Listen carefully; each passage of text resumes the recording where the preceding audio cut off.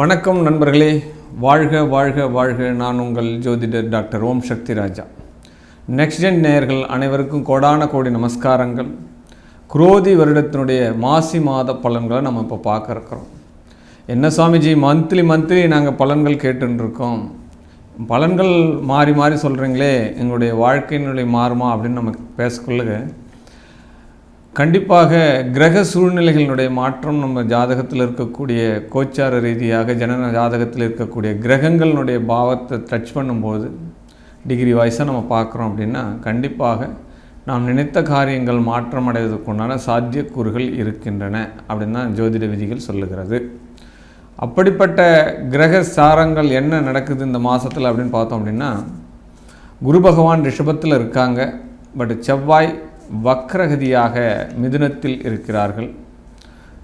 கேது பகவான் எவ்வித மாற்றமும் இன்றி கண்ணியில் இருக்கார், பட் சூரியன் புதன் சனி பகவானுடைய சேர்க்கை கும்ப ராசியில் இருக்கிறாங்க.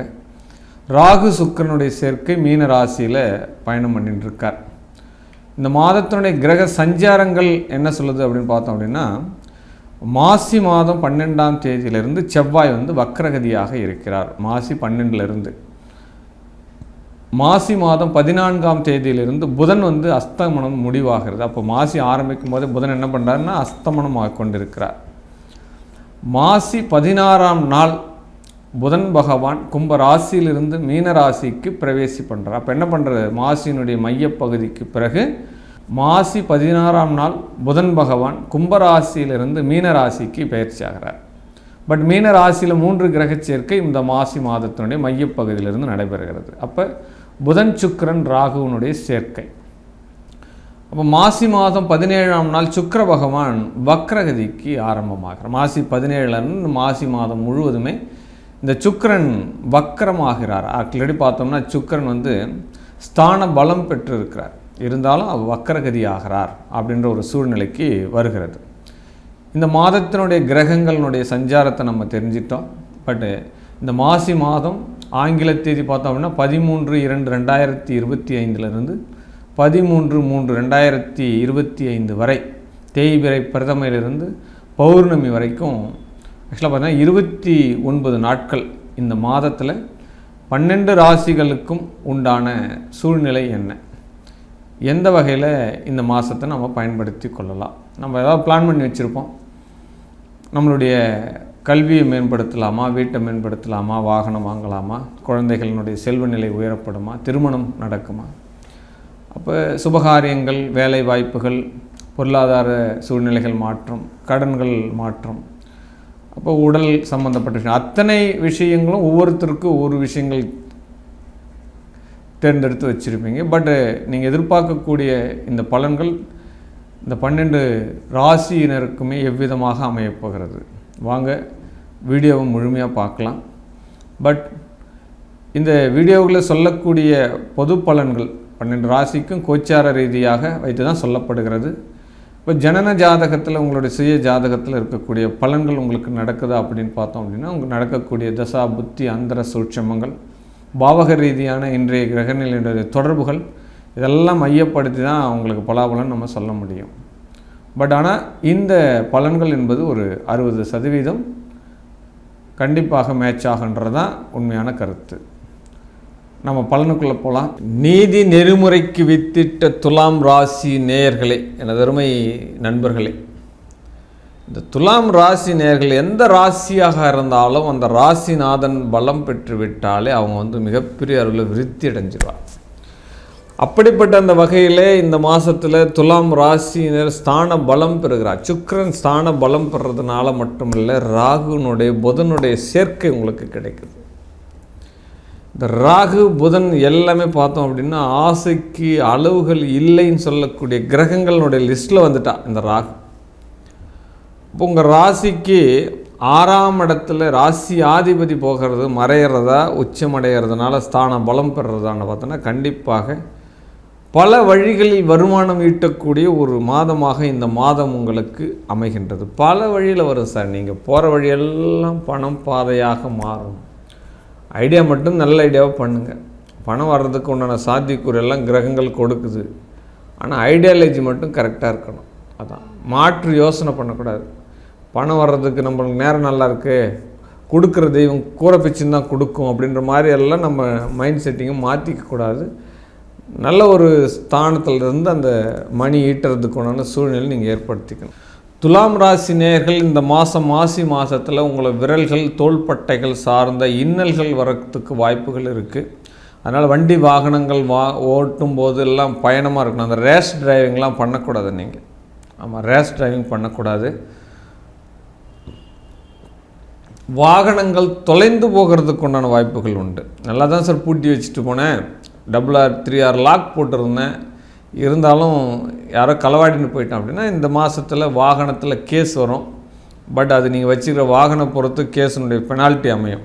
அப்போ வாகனங்கள் திருடு போகிறதுக்கு உண்டான சூழ்நிலைகள் நடக்கும் அப்படின்னு சொல்லலாம். பட் தன் கையே தனக்கு உதவி அப்படின்ற எடுத்துக்காட்டு இந்த மாதத்தில் உங்களுக்கு நடக்கும். நீங்கள் ஏற்கனவே செய்து வைத்த புண்ணிய கர்மாக்கள் இந்த மாதத்தில் உங்களுக்கு நல்ல கர்மாவாக வந்து உங்களுடைய பெயர் புகழ் ஓங்கிறதுக்கு உண்டான வசதிகளை செஞ்சு கொடுக்கும். ஆமாம், உங்களுடைய வேலை செய்யக்கூடிய அலுவலகத்தில் நீங்கள் புகழ்ச்சியாகப்படுவீர்கள் அப்படின்னு சொல்லலாம். ஆமாம், ஏன் எப்படி சார் புகழ்ச்சியாக முடியும்? வேலை செய்கிற அலுவலகத்தில் நீங்கள் நல்லபடியாக வேலை செய்கிறீங்க, பட் தட்டி கொடுக்கறதுக்கு இது வரைக்கும் யாருமே இல்லை. பட் நீங்கள் செய்கிற வேலை இப்போ அந்த கம்பெனிக்கு ரொம்ப ரொம்ப முக்கியமான ஒரு வேலையை செஞ்சு கொடுப்பீங்க. அதனால் பாராட்டி ஆகணும், உங்களுக்கு உயர்வுகளை கொடுத்தே ஆகணும். அந்த மாதிரி சூழ்நிலைகள் எல்லாமே நடக்கும். உணவு தொழில் இருக்கக்கூடியவங்க, ஆமாம், சினிமா துறையில் இருக்கக்கூடியவர்கள், இந்த துலாம் ராசி நேயர்கள், கலைத்துறையில் இருக்கக்கூடிய இந்த துலாம் ராசி நேயர்கள் எல்லாமே பார்த்தோம் அப்படின்னா மிகப்பெரிய அலாவித வருமான சம்பாதியத்துக்கு உண்டான ஒரு அடித்தளம் இந்த மாதத்தில் உங்களுக்கு கிடைக்க போகிறது அப்படின்னு சொல்லலாம்.